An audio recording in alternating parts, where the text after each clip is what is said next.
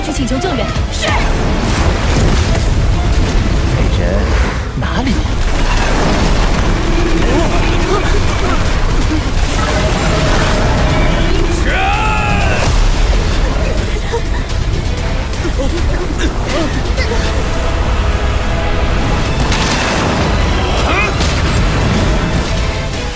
？Woi yo, balik lagi di channel teman santuy alias Cok Santuy dalam pembahasan alur cerita Donghua Baltotruk The Heaven episode 163 ya guys ya.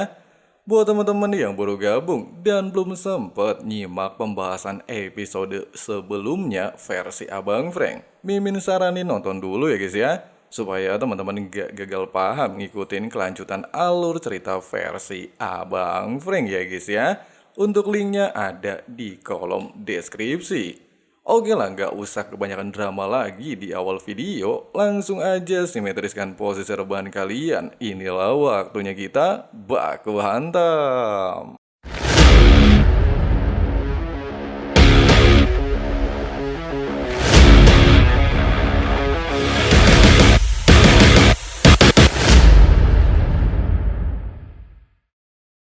Ledakan energi keemasan luar biasa hebat yang terjadi seketika membuat beberapa anggota sempat panik dan tidak mengerti apa yang sebenarnya sedang terjadi.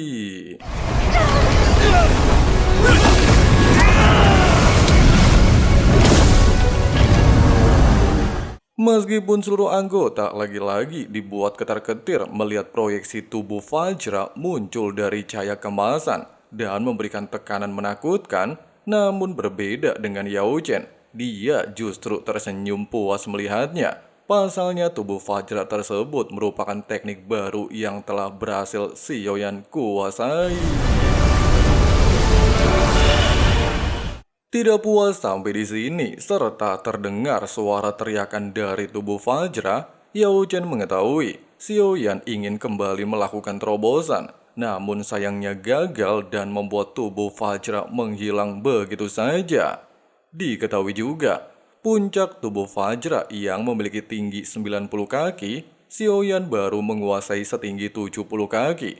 Bahkan meski terobosan seperti ini sangat berbahaya dan bisa mengancam nyawanya, tapi untungnya tubuh Xiao Yan sudah sangat kuat dan hanya mengalami cedera ringan.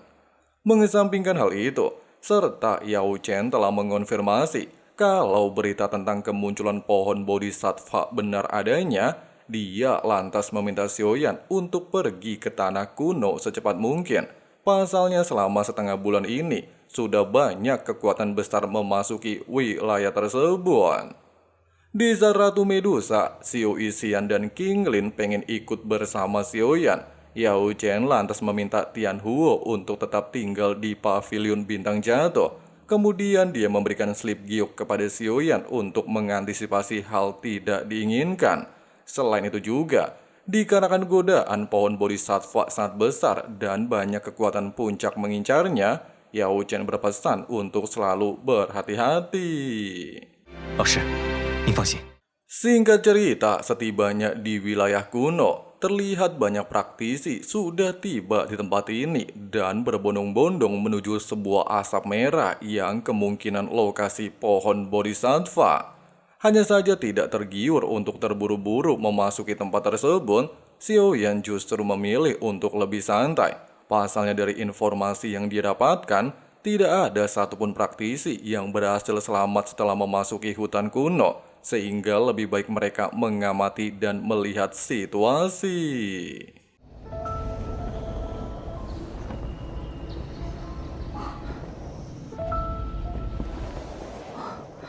Melihat begitu banyak tengkorak tergeletak dan terdapat asap racun, bahkan ada mayat seorang dozun, Xiao Yixian sempat memberikan pil penawar racun.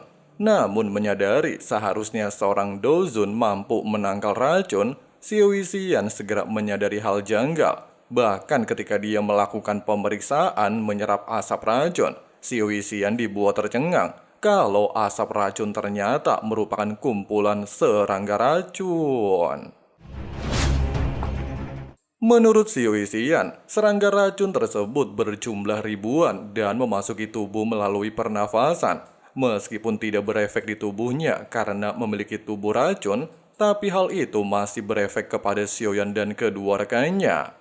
Menyadari hal tersebut, serta menggunakan api surgawi mampu membakar racun di tubuhnya, Xiaoyan lantas melakukan hal sama kepada King Lin dan Ratu Medusa.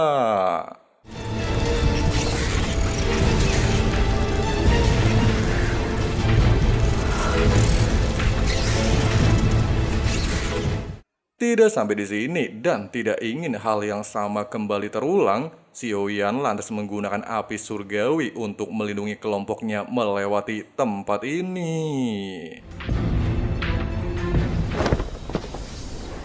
Setelah melewati kabut racun dan mendapatkan inti ular piton ungu, serta menyadari sudah tiba di wilayah kuno yang sebenarnya, Xiaoyan lantas menggunakan benih sattva untuk menunjukkan arah tempat pohon bodhisattva.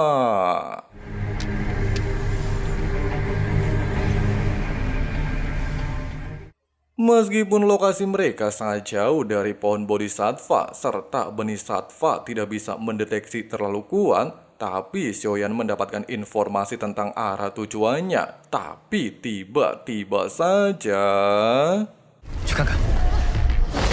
keributan tersebut ternyata berasal dari kelompok Huo Liangjun yang sedang menargetkan Yunzi dan anggota Sekte Bunga. Bahkan demi mencari bantuan, Yun meminta anggotanya untuk berpencar, sementara dirinya akan mencoba untuk mengulur waktu.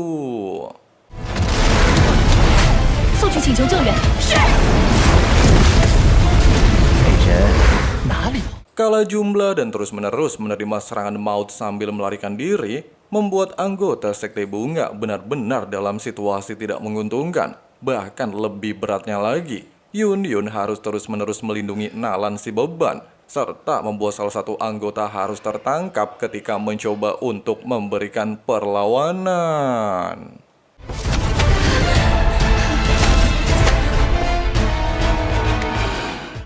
Sambil meminta Yun untuk menyerah, Liu Si yang juga ingin menjadikan Yun dan Nalan si beban sebagai bininya.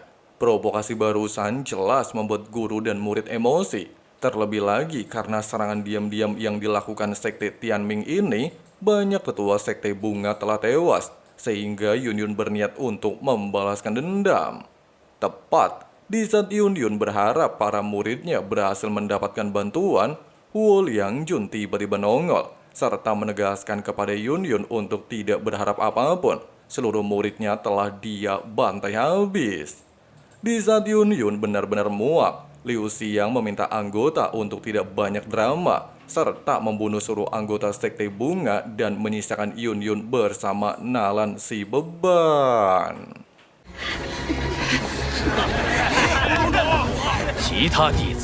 Dalam situasi krisis seperti ini, Yun sempat meminta Nalan dan anggota lain segera meninggalkan tempat ini, sementara dirinya akan mengulur waktu. Tapi sayangnya si Nalan kepala batu menolaknya dan secara nekat memulai serangan.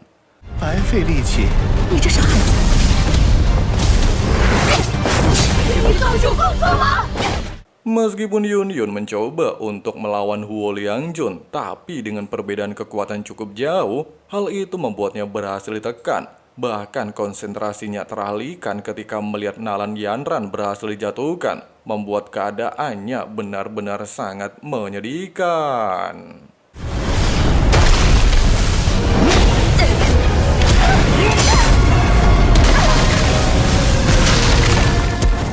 Dalam situasi seperti ini, serta kelompok Sekte Tianming merasa di atas angin mendapatkan seluruh buruan mereka, Yun sempat mencoba untuk menggunakan seluruh kekuatannya. Tapi sayangnya tindakannya percuma saja dan berhasil dihentikan oleh Liu Xiang. Tapi tiba-tiba saja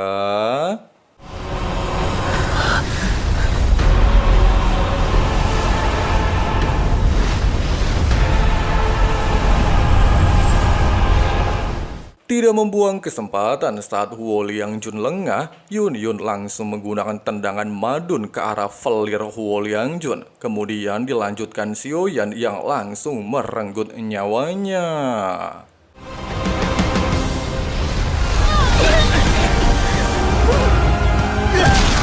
Kejadian barusan jelas membuat Liu Si yang benar-benar emosi. Urusannya dicampuri oleh pihak lain. Bahkan dia dengan gila menggunakan teknik tinju naga kegelapan.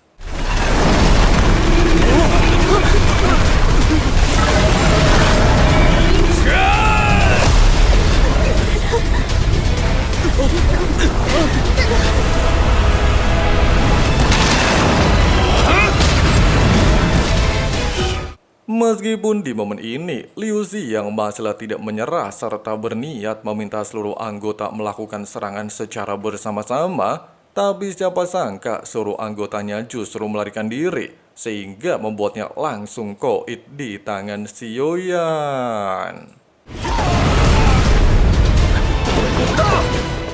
Di saat Yun Yun berterima kasih atas bantuan yang diberikan sosok di depannya, dia tiba-tiba saja dikejutkan dengan kemunculan Ratu Medusa. Bahkan di sini Cailin terlihat masihlah kesal dengan Yun Yun. Pasalnya diketahui, mereka pernah berselisih saat memperebutkan api surgawi. Sementara Yun Yun sendiri akhirnya menyadari sosok di balik tubuh Fajra di hadapannya. Xiao Yan. Nah guys, seperti itulah pembahasan alur cerita Donghua BTTH episode 163-nya. Gimana guys? Bener-bener mirip ya kan sama spoiler yang Mimin buatkan. Untuk spoiler episode 164 udah ada di daftar playlist ya guys ya. Tapi kayaknya episode 163 itu kelebihan sedikit.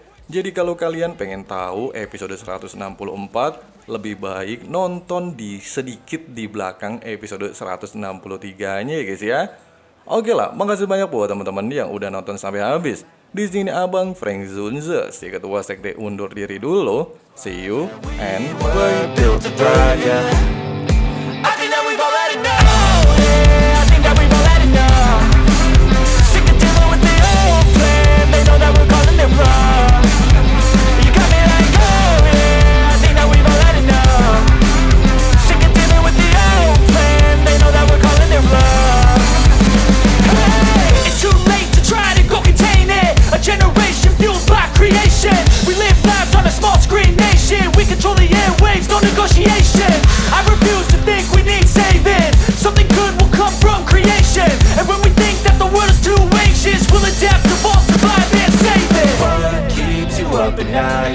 Make all the demons quiet, yeah. We were built to thrive, yeah.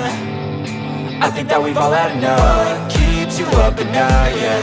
Make all the demons quiet, yeah. We were built to thrive, yeah.